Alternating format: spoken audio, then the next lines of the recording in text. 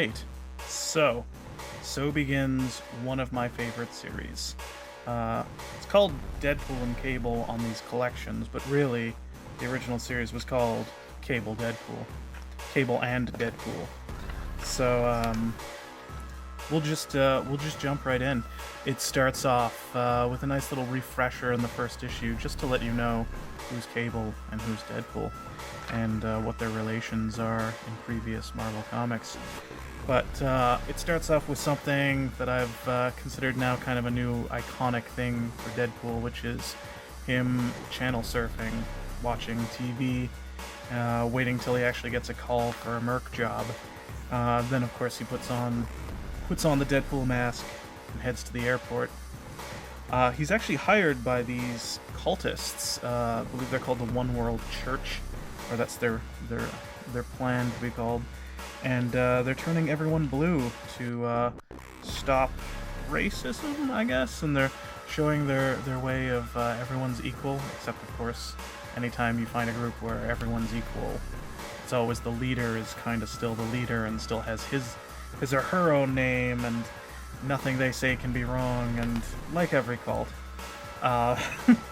So they task Deadpool with stealing a formula, I guess disease or vial of some kind from a German pharmaceutical group called Sunic.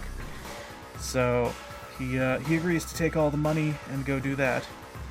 And then for a little while we're introduced to Cable, who is very overpowered with telekinetic powers and telepathic powers, and he's from the future. And he just has so much, like he can read people's minds. It starts off introducing him with he realizes that the bellboy is actually a mutant, and refers that mutant to go talk to Charles Xavier, so for a safe haven. So it's an interesting introduction to Cable. Deadpool goes into that pharmaceutical place, guns a-blazing, and Deadpool goes and Cable goes in a little more stealthily than Deadpool, and they both end up at the same point, and they're both there to steal this virus, and that's how they meet in this series. They've met before because they were both in X-Force, which I'm not going to be covering in this series because it's just not my thing. So in the next issue, Cable, of course, gets the upper hand, shoots Deadpool, leaves him down for a while. I think he has it, analyzes it, escapes. We cut to some college anarchists that stole the virus and are using it because they can manipulate because part of it is you can manipulate your face any way you want and look a certain way, and I think their plan is to do that because it's useful for espionage or whatever. But there's going to be some kind of a side effect. We're briefly introduced, I think, to Irene Merriweather, someone that works for the Daily Bugle that Cable is involved with in some way. We're not sure exactly how he knows her, but she's kind of she does research and stuff for him so that he can do his thing. They meet up and talk, and eventually Cable just shoots Deadpool again because he's got to go take care of stuff. Turns out that virus only lasts for so long, and then it starts melting your body and just gooifying people. So he's trying to track down the anarchists, and he's only able to save one of them, this girl who had taken it last, and he's so powerful telepathically or telekinetically that he can molecule by molecule pull the virus out of her body. Like, that's like on a cellular level, and that of course wears him out quite a bit, though. I mean, he can still do it, but it wears him out, and Deadpool of course gets the upper hand, shoots him in the head, steals the virus, and brings it back to the glorious blue people. Issue 3 continues the story. Cable is talking to a friend of his who is also someone that can do research for him on One World Church. Charles Xavier is floating around. Deadpool is using his telekinetic power to make Professor X able to walk around and have coffee with him. You can pull apart his entire house. We're really seeing just how crazily overpowered this guy is. Deadpool's learning more and more about this cult, and it's one of those situations where it's kind of like they might sort of have their heart in the right place, but you know, it's still kind of crazy and like, why blue? And so Cable is sort of infiltrating them secretly, making it so that none of them can see him. But apparently Deadpool knew he was there all along, and he was there watching them for 4 days, and they have a bit of a heart-to-heart, kind of like, so you really kind of believe this? And Deadpool's like, yeah, I think it's a good idea, and that's, like, and maybe there's some validity to it, but of course we know it's a cult. We're gonna find out what's really behind it, and we find out there's of course some kind of sacrifice of freedom, and they're gonna try to trick Cable into doing that, and Deadpool of course turns on him. So of course they gotta fight, and got a huge awesome splash page. In this series, I think every issue opens with some kind of splash page on like, yeah, well, we'll get to more of that, but so of course they gotta fight, duke it out. Meanwhile, everyone's turning blue, but it's doing something different to Cable because of his techno-organic structure. It's causing it to actually come apart, and it's actually going to start to do that to Deadpool as well, just like that virus did. It's going to start making him weaker and weaker, but we don't know about that just yet, I guess. Or maybe we kind of do. Yeah, we can see him coming apart and everything there. So meanwhile, they're all trying to do research and figure out what the hell's going on, and yeah, it's getting to a crazy point. At some point in their arguing, I think Deadpool finally agrees that he'll help, and what he needs to do is give some of his healing factor DNA to Cable, just so it can counteract the technovirus, which is now spreading. So, like, the thing about Cable is he has this virus, this techno-organic virus, but because he's a powerful telepath, he can use that to actually stop the technovirus from spreading. And that's, like, basically his whole life.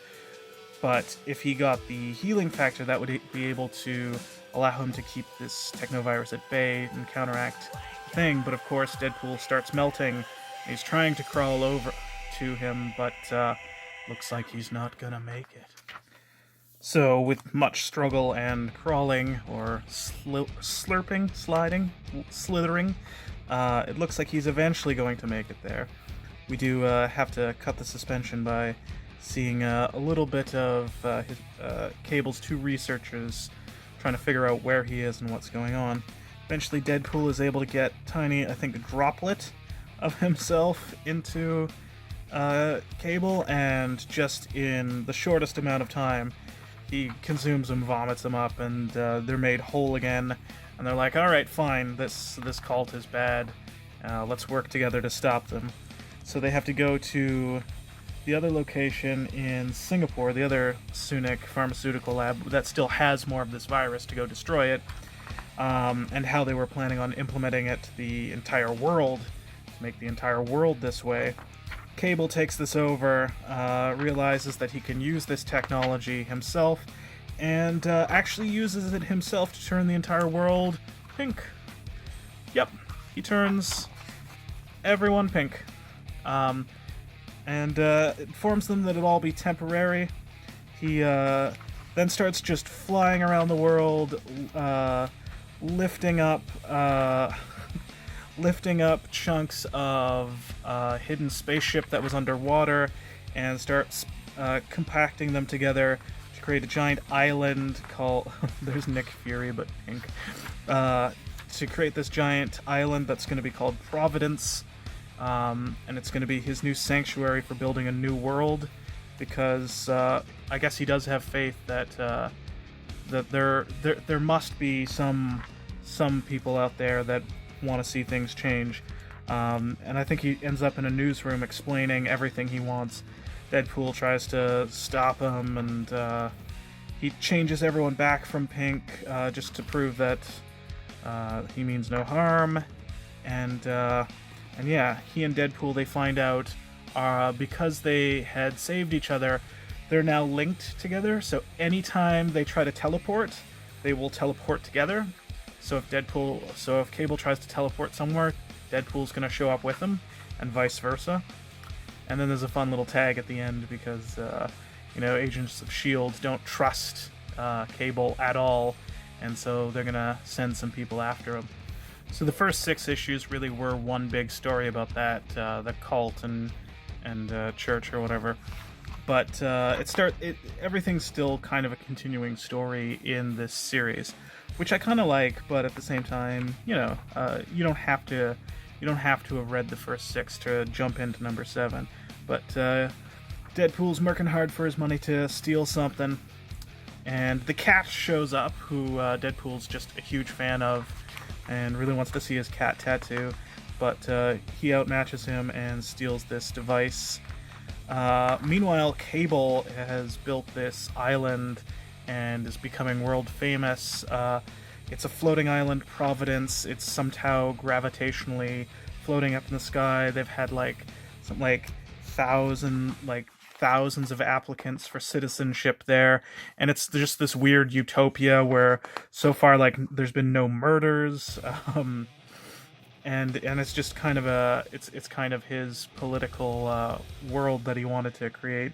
Meanwhile, with Cable as president, Deadpool's trying to talk to Weasel to figure out who stole this thing. It turns out there's, I think, 2 parts that connect together. Actually, there's a third. He eventually finds out, there's the 2 parts that connect together, but there is a third.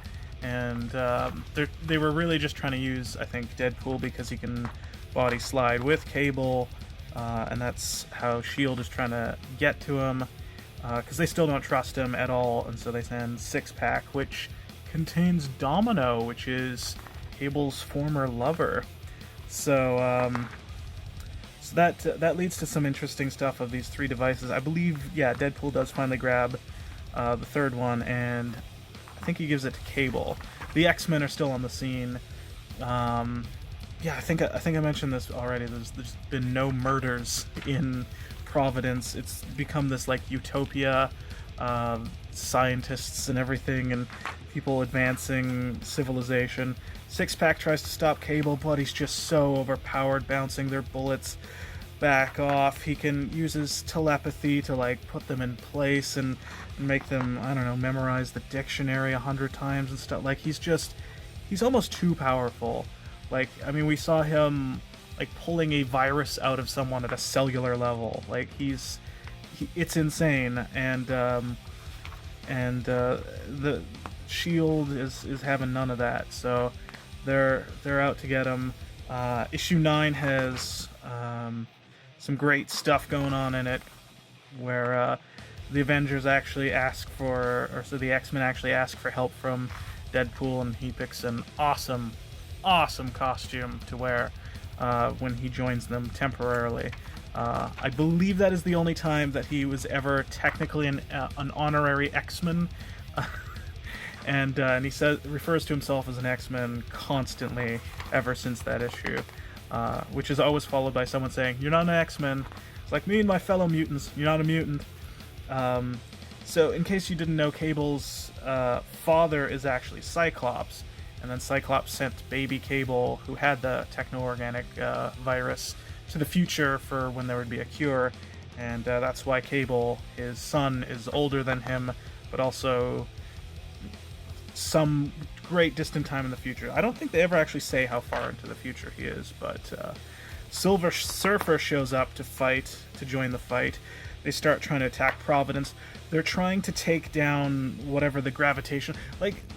he's done nothing really wrong. They just don't trust someone that powerful as Cable. So they're trying to take down this... trying to take down Providence and and find where the gravitational stuff is going on. And at some point they figure out that it's not actually some kind of gravity mainframe, It's actually Cable's telekinetic power is so great that he is constantly focusing on lifting this entire country, this continent made out of sunken spaceships, and that's how powerful he is. But through a lot of this, he eventually decides he's too powerful, and the only way to get out of the situation is, and for people not to abuse him in his weakened state, is he asks Deadpool to essentially lobotomize him so that so that everything, so that no one can abuse him, and he actually loses all of his powers by the end of the issue, and we'll have to find out next time what happens. So yeah, the first 10 issues of this are great. I didn't want to go. I'm sort of doing Deadpool in depth, but I didn't want to go too much into specifics because it's such a good series, and I kind of want you to read it. I've read through the entire series twice. That's how much I like it. But yeah, the first 10 issues just reminded me of how much fun it is. So I don't know if I even really want to keep score of how good this is, but like, I don't want to say 5 out of 5, but like, or 10 out of 10, but I reread this to do this series, and like, I was gonna just skim through. I was like, oh, I read it a year ago, but like, just the moment I turned to page 1, I was like, I have to reread this because this is one of my favorite Deadpool stories, like this whole series. But we'll have to cover a bunch more because it gets even more interesting as it goes. Thank you for watching, and as always, stay cuddly.